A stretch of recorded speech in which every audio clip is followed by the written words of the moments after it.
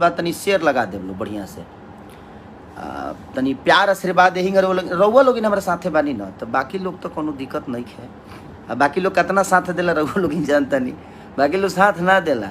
तू लोग जितना हमारा फेरा में बार उतना अगर अपना फेरा में रहता तो शायद कुछ कर जैत। हम केहू के फेरा में रही लेना आ कितना जना के लागत जे हमार कुछ गाना का दुनी पैसा लगा के बढ़ावल जाला। आए वाह बाप रे पैसा तू ही लगावे लगा तोहरे घर से आवेला ओरिजिनल व्यू होला इनकर।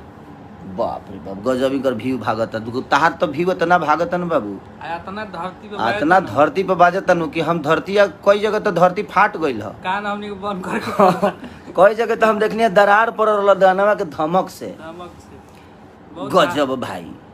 इतना दिन जे यूट्यूब ना रहल ओ दिनों खेसारी अलगे रहले लोग के प्यारे के वजह से। तो लोग जेकरा के प्यार करल ओकरा के तारलो। अब एगो मुर्गी के पीछे तू लोग पड़ गइल। जब तक लोग माने लात बचौनी ना काट देबा नु तले मुर्गी अस्थिर ना रही। अपना लगे कुछ नहीं खे ओकरो के गावे के कोशिश कर लो। नया नया वैरायटी दलो जीवन में।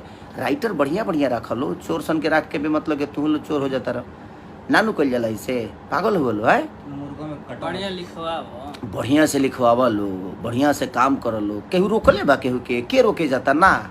लेकिन एगो मुर्गी के पीछे पड़ल बड़ा लो बेमतलब के लागत है कि नया साल में इतना निमन कब मुर्गी आयर ना लसिया माने ई मुर्गी ना कहनूर को दले बड़ा लो एकरा के। केहू मुर्गा ह तो केहू मुर्गी ह का ह। सोच बदलिए आप लोग। और के कहाँ से व्यूवर भागता कैसे भागता नइखे भागत इ तरह से पूछ के केहू भगाई ना। हर आदमी के अपन विजन होला। तोहरो विजन बा उनकरो विजन बा जे भी कलाकार बा सब लोग के विजन बा भाई। आप अपने विजन को लेकर चलिए। किसी के पीछे पड़ने से अच्छा है कि आप अपने करियर पे ध्यान दीजिए।